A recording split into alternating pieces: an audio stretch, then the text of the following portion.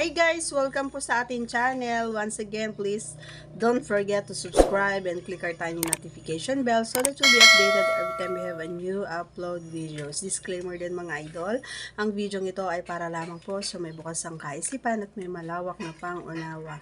Kung wala ka po nito, maaari na lamang po mag-skip at mamili ng mga videos na nararapat po para sa inyo.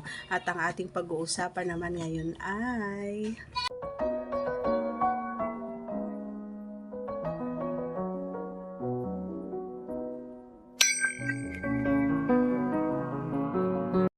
Ayun. So, paano mo nga ba malalaman, idol, na kung yung partner mo or yung babae ay L na L? Ayan. Sasabihin ko na yung sikreto. Sasabihin ko na sa inyo mga idol. Okay? So, una sa lahat, malalaman, halimbawa ay nasa public kayo and L na L siya. Kapag grabe yung pagtitig niya sa inyo, is ibig sabihin may gusto niya. Yan. And yung palangiti, yung ngiti siya, and then iba yung titig niya. Malalaman mo naman sa isang babae, kung kahit naman sa lalaki, kung type ka niya, di ba? Iba yung titig niya. And syempre, halimbawa, for example, like me, and may partner tayo, 'di ba? Ikaw may partner ka. So, para sa akin nalalaman niya kapag L na L ako kapag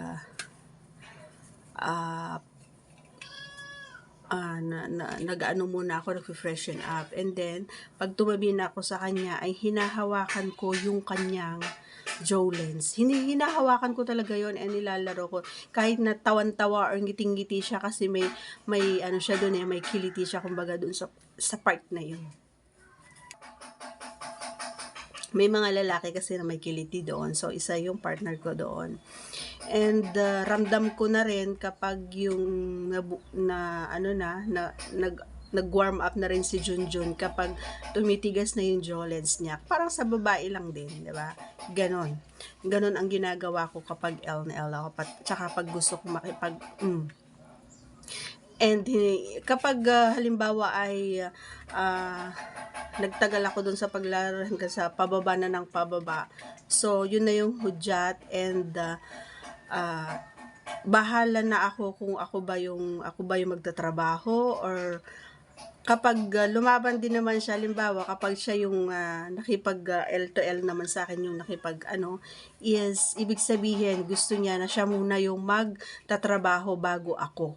So, bababa na rin siya and kapag masyadong malakas yung moan natin is grabe na yung sa kanya yung impact, kumbaga alam niya na yon and hahayaan niya na ako yung magtrabaho kapag once na narinig niya na yon and gusto ko yung ako na yung lilipat ng pwesto.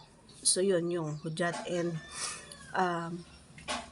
kung yung time na hindi ako masyadong game is yung alam mo yun parang tinatamad ako, hinahayaan ko lang siya. Pero kapag yung ako talaga yung may gusto or ako yung L na L, yun ako yung nagtatrabaho and sobrang malakas talaga yung ungol natin and marami akong pinapagawa pati sa kanya. Kung ano-ano yung naiisip kong pinapagawa sa kanya, lahat pinapakalikot ko sa kanya para lang, alam mo yun, mas madagdagan po yung ingay ko. Ganun. Maingay talaga ako pag sobrang L ko.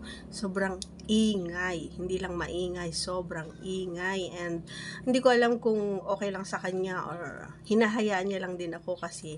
Pero one time, tinanong ko siya, sabi niya okay lang naman daw kasi nadadagdagan daw kumbaga yung niya, confidence niya na iniisip daw niya na ang galing-galing niyang kumain, ang galing-galing niyang ganyan. So, okay lang. Kaya mas maganda talaga kapag open kayo sa isa't isa mga idol. Subukan nyo.